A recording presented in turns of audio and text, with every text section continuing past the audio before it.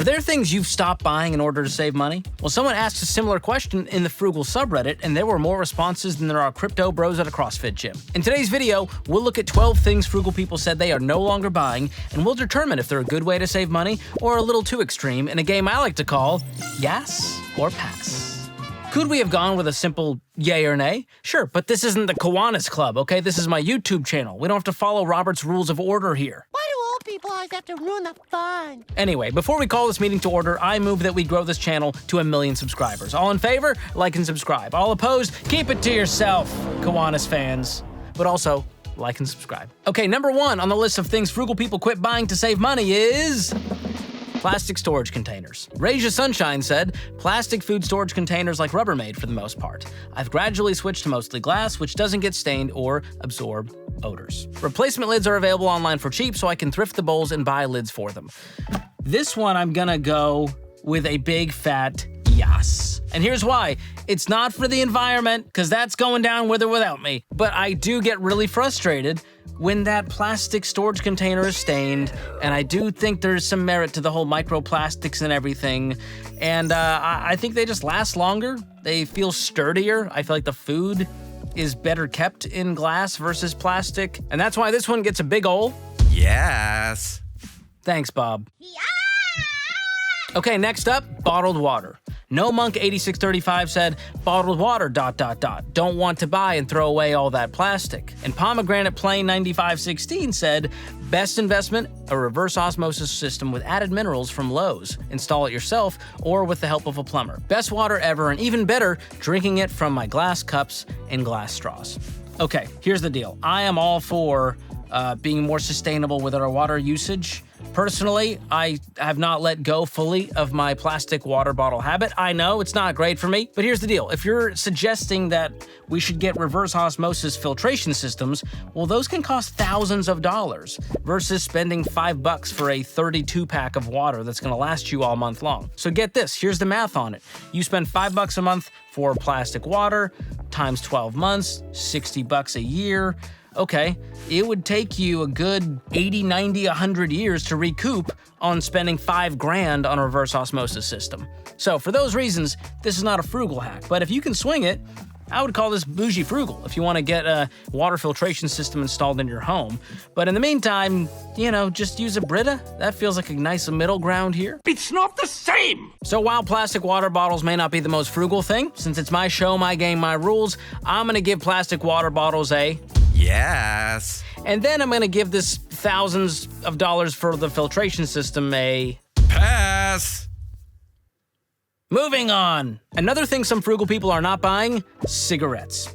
Stell456 said, cigarettes are wildly expensive. Never mind the many potential health concerns. I don't understand how people can afford to smoke. And Fahrenheit98 said, cigarettes. We sat down with a calculator and figured out we were spending close to $10,000 each year giving ourselves cancer. We quit smoking on the spot. Hey, that's one way to go cold turkey. Just basic mathematics. I mean, they were each spending $5,000 a year, adding up to $10,000. Let me just do the math on that for you. $5,000 a year, that's $416 a month, which is almost $14 a day. I don't know how many packs that is. I don't know what a pack of ciggies cost these days, but I imagine they're doing a few packs a day. Cigarettes? This is an absolute pass. Get it out of here. Don't need it. Cut it out. Get out of here. Next up, we've got concert tickets. Nikki JTJR said, concert tickets. They have just gotten so insane, it's not worth it. Personally, this is personal, I get it. Some people really value the live music experience. They are willing to pay for it. But I'm gonna say the last several shows that I've been to, especially the bigger shows that cost a pretty penny, simply not worth it for those reasons. It's wildly expensive, and every time I go to see it's like, oh, it's a $68 ticket, great. Oh, with fees, it's $120. Oh, I need 2 tickets. Okay, and then I need to pay for the parking, and then I'm gonna pay $7 for a water bottle while I'm there. Oh, and you wanna buy the poster? That's $90.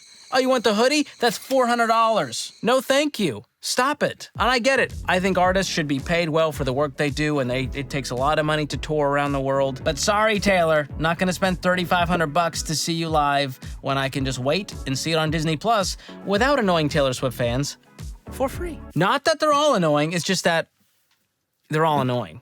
You know what I mean? It's like I came to hear Taylor sing, not hear you belt out the 3-part harmony, which is beautiful, by the way. Great work, but I didn't pay to see you. I didn't pay to hear you. I didn't pay to smell you while we're at it. That was a step too far. So if you weren't sure by now, do I think concert tickets are wildly overpriced and too expensive in today's economy? Yes, queen. Next on our list, paper towels. You knew we were coming for you. We came for TP first, and they said they'll never come for us. We're not in the cat. Oh, we're here for you, PT. Purplish, fluffy. What's going on, Reddit? What's going on out here with these usernames? Purplish Fluffy Clouds said, I stopped buying paper towels probably over 10 years ago. I bought a huge bunch of washcloths and bar rags from Amazon and started using those. I did start buying an occasional roll once in a while now because there are certain gross things that I think paper towels are best suited for. In my opinion, pet cleanups. Barf and poops. Barf and poops. Never said those two words together like that. Barf and poops messes specifically, as well as cleaning toilets. Who's using paper towels to clean toilets? I guess the outside? I'm hoping just like the rim. We're not going in. Cleaning off the tank, cleaning off the rim, maybe the perimeter. But we're not going in. Oh, God, what is happening? But having done without them for so long, a roll will last me a couple of months, so I don't feel bad about it. And apparently pets are a big thing keeping frugal people from cutting out paper towels altogether, because Glittering Win 9677 said, I do have a roll of paper towels for really big cat messes. What do you mean? What do you mean the messes are really, like, are the messes big or are the cats really big? You said really big cat messes. I don't know what's going on with you guys out there.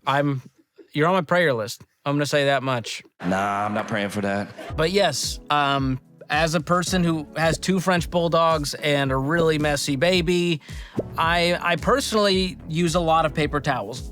We do have some reusable ones that we do use, but here's my hack, and this is what I personally do. Don't take this as financial advice. I will wash my hands, I will use a selective size paper towel, I will dry my hand, then I will use that paper towel to wipe something down to get it a little clean. So that kind of keeps my house cleaner while drying my hands with a fresh paper towel instead of a rag that I don't know what was used for before I showed up. Maybe a big mess from a doggy. So for those reasons, I'm gonna keep buying my paper towels in bulk from Costco, maybe getting Bounty when they're on sale, getting a little crazy. But this one is a big fat Pass. for me. Maybe a yas for thee, but it's a pass for me. This is a difference of opinion. Another thing some frugal people are not buying, soda at restaurants. Roger27 said, when I go to a restaurant, which is a lot less than it used to be, I order water.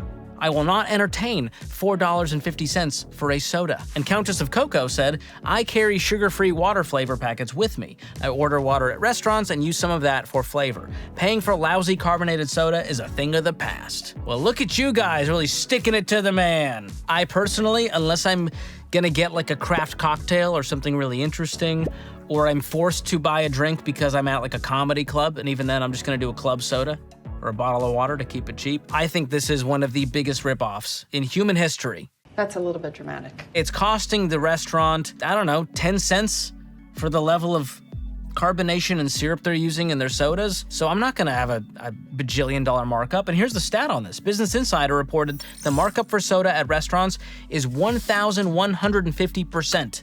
And that was like 10 years ago. So it's only gotten worse. So is soda overrated at restaurants? I'm gonna give this one a big old Yes. yes. Next up, Salon Services. LED said, I dye my own hair. $9 a month versus $120 a month. It adds up. I'm just gonna say, and I'm not trying to be mean, we can tell that you did it yourself, Charisse. And the people that do this, they tend to go a little aggressive with the color. Like they're never doing it like it's not like a balayage. It's not like I went a little bit lighter brown. They are going full on like Powder Puff Girls purple. Like it is aggressive. So do I think it's worth doing some things yourself if you're capable?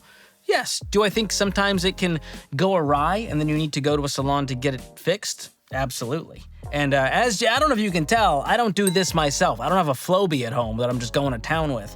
This takes a real professional to perfect. And for those reasons, I pay good money for my haircuts, and I understand that it can get out of control, especially for the females out there with all the things you can do to your hair these days. The technology's come a long way.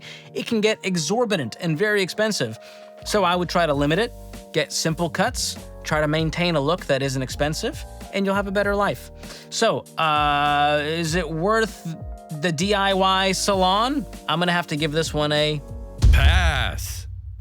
sorry, Charisse. No hard feelings. How very deeply you have disappointed me. All right, this next one, I have a feeling is gonna be pretty controversial, but before we get to it, I wanna tell you how you can keep your personal info away from spammers, scammers, and creepy stalkers. And that's by using Delete Me, one of the sponsors of today's video. Delete Me finds and removes your info from hundreds of data broker sites that make money by selling your personal info. Gross.